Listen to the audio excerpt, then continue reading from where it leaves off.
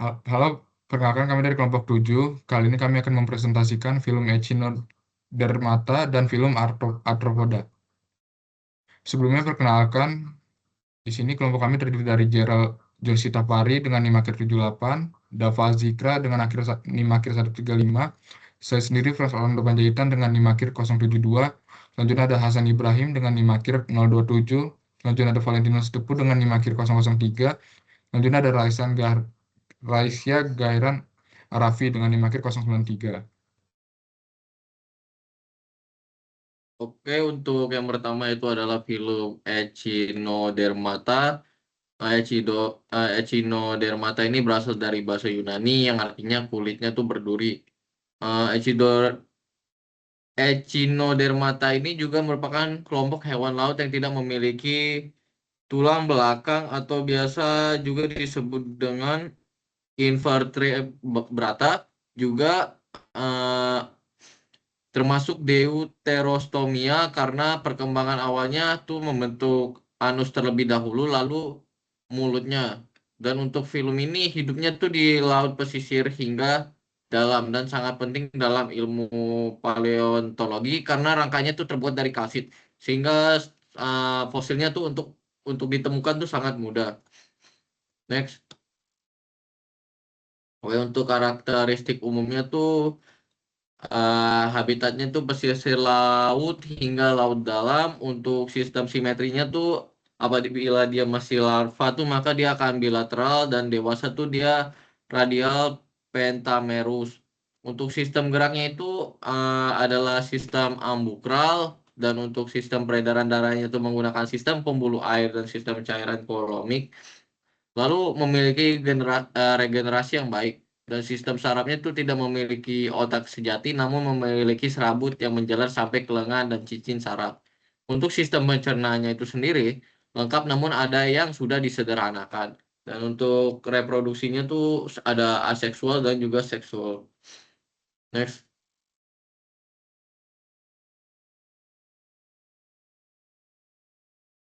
Nah, untuk morfologi umumnya sendiri itu yang pertama mulut dan anusnya terletak di sisi yang berlawanan. Kemudian merupakan larva planktonik yang berenang dengan bebas.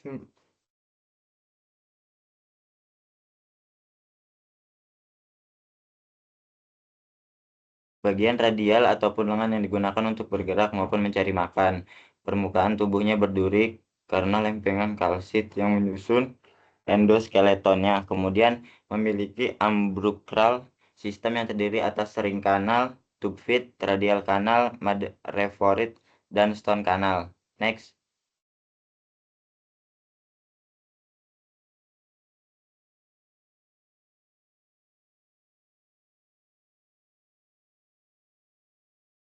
Kemudian paleokologinya, organisme Echinodermata sepenuhnya hidup di laut, sehingga keberadaannya selalu menandakan lingkungan marin. Fosil umumnya ditemukan di perairan dangkal seperti lagon, reef, dan juga shelf. Kemudian crinoid cenderung hidup pada arus yang lemah, sehingga sedang dengan substrat lunak atau berkarang, serta berperan sebagai penyaring makanan yang tersuspensi. Echinodermnya reguler biasanya menempati area berenergi tinggi dengan dasar yang keras, sedangkan bentuk irregular lebih cocok di lingkungan berenergi rendah seperti pasir atau lumpur.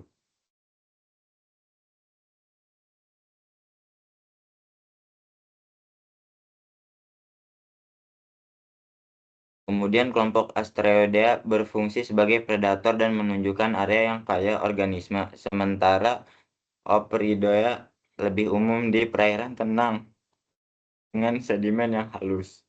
Kemudian untuk fosil-fosilnya digunakan untuk menentukan kedalaman, intensitas arus, kondisi substrat, serta karakter paleoenvironment lainnya.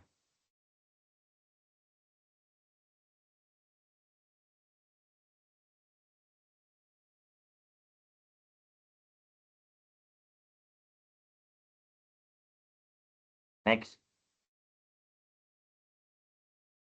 klasifikasinya yaitu Homalozoa, yaitu punah, contohnya Stylophora, hidupnya pada Paleozoikum.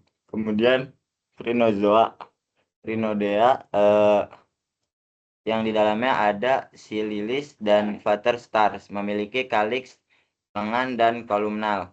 Kemudian Asterozoa. Kemudian Asteroidea, bintang laut, lengan tebal dan juga predator. Opridoea brittle star, di tengah jelas, lengan tipis fleksibel. Kemudian Echinodea, bulu babi reguler dan irregular, tes kalsit dan duri. Kemudian Holotyrodea, teripang, fosil berupa Oxalis, Blastozoa. Kemudian itu ada Blastozoa. Blastozoa itu telah punah, misalnya Blastoidea umum di Paleozoikum.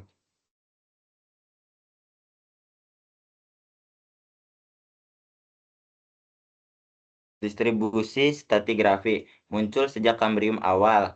Kemudian yang kedua, keanekaragaman memuncak pada Paleozoikum, Ordovicium sampai dengan Silur dan Devon Karbon. Kemudian yang ketiga, banyak kelompok punah saat akhir Permian. Kelompoknya yang bertahan hingga kini ada beberapa, yaitu diantaranya Crinoidea, Astreodea, Ophiuroidea, Echinodea, Holotyrodea.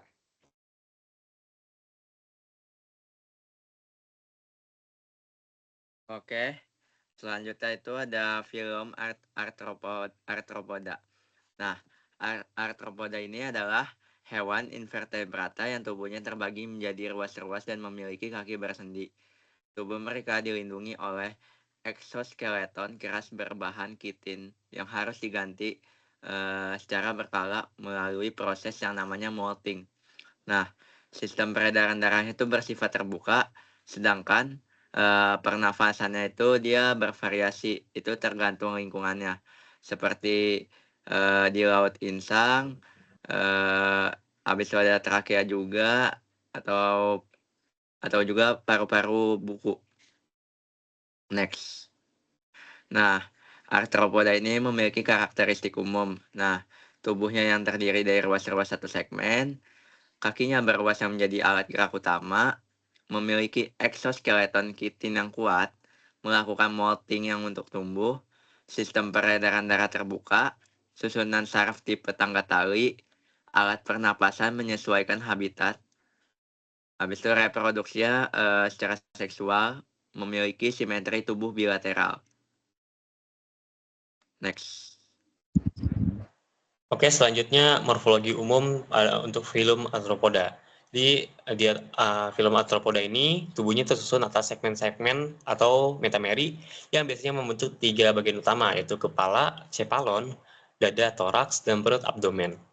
Meskipun pada beberapa kelompok itu dia bisa menyatu seperti cephalotoraks. Selanjutnya, dia memiliki rangka luar atau exoskeleton dari kitin. Ini keras tapi ringan. Fungsinya itu untuk pelindung dan juga tempat melekatnya otot. Exoskeleton ini harus mengalami molting atau exdisis untuk pertumbuhan. Selanjutnya, dia memiliki anggota gerak berbuku-buku atau jointed appendages yang termodifikasi untuk berbagai fungsi, seperti berjalan, berenang, menggali, makan, sensorik, ataupun reproduksi. Terus sistem peredaran darahnya itu terbuka dengan hemolimfanya yang dipompa oleh sebuah jantung dorsal ke dalam rongga tubuh atau hemocoel. Next. Selanjutnya, sistem saraf berupa tali saraf ventral dengan ganglion pada tiap segmen, serta otak kecil di bagian kepala. Organ respirasinya bervariasi tergantung kelasnya. Trakea itu serangga, insang krustasea atau paru-paru buku, ataupun insang buku itu Archanida. Sistem ekskresinya melalui tubulus malpighi. Dia umumnya itu pada serangga, atau organ hijau atau kelenjar antena pada krustasea. Dia memiliki mata majemuk atau compound eyes, dan sering dilengkapi oleh ocelli ataupun mata tunggal untuk mendeteksi cahaya.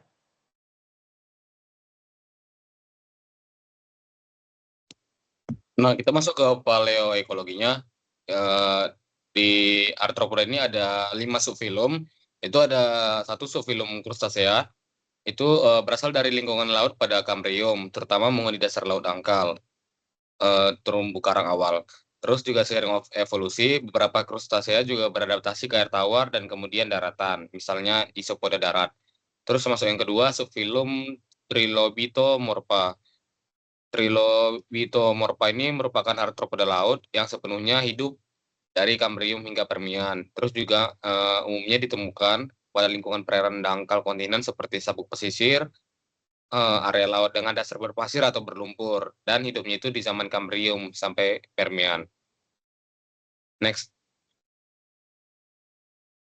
Nah, yang ketiga ada subfilum Chelicerata. Ini pertama kali muncul pada periode Kambrium dan pada awalnya merupakan organisme laut. Yang bentuk-bentuk awal itu seperti Eurypterid dan sering ditemukan di laguna dan perairan Payau, yang menunjukkan kemampuan beradaptasi pada kondisi salinitas yang bervariasi. Terus masuk yang keempat ada subfilum Hexapoda, mencakup serangga, juga berkembang pada lingkungan daratan sejak Devonian. Pada fase awal, mereka hidup di hutan basah dan rawa-rawa yang dipenuhi tumbuhan paku purba. Next. Dan yang terakhir ada subfilum Myriapoda, yang hidup pada lingkungan darat yang lembab selama silur hingga Devon, dan merupakan salah satu arthropoda terestrial tertua, yang dimana subfilum Myriapoda ini dalam ekologinya dia berperan sebagai detritivore dan beberapa juga predator. Next. Oke, selanjutnya lanjut ke klasifikasi arthropoda. Klasifikasi arthropoda dibagi jadi beberapa jenis. Yang pertama ada Trilobitomorpha atau yang udah punah. Itu dibagi menjadi 3 tubuh. Yang pertama ada lobus atau kiri tengah kanan, dan 3 tagma atau cephalon, thorax, dan pygidium. Contohnya sendiri itu ada trilobites. Nah, selanjutnya yang kedua yaitu ada Chelicerata. Chelicerata memiliki karapas bentuk tapal kuda, pedipalp besar, dan telson panjang. Contohnya sendiri ada Limulus atau masih hidup meski berkelompok. Merostomata luasnya banyak yang sudah punah.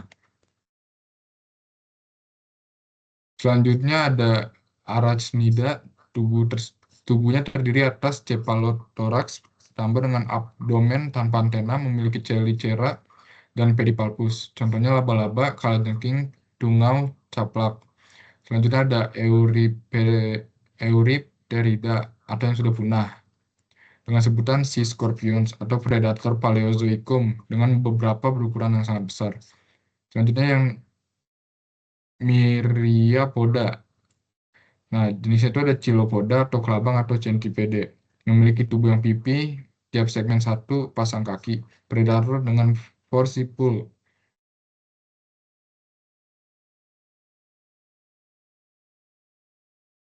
Selanjutnya ada distribusi dari stratigrafi arthropoda. Yang pertama ada Trilobita, yaitu dari Kambrium awal sampai Permian akhir dan sangat melimpah di Paleozoikum awal. Fosil ini sebagai penunjuk usia batuan. Selanjutnya ada Crustacea, Kambrium sampai Risen, dengan Ostracoda banyak digunakan untuk korelasi stratigrafi dan analisis lingkungan.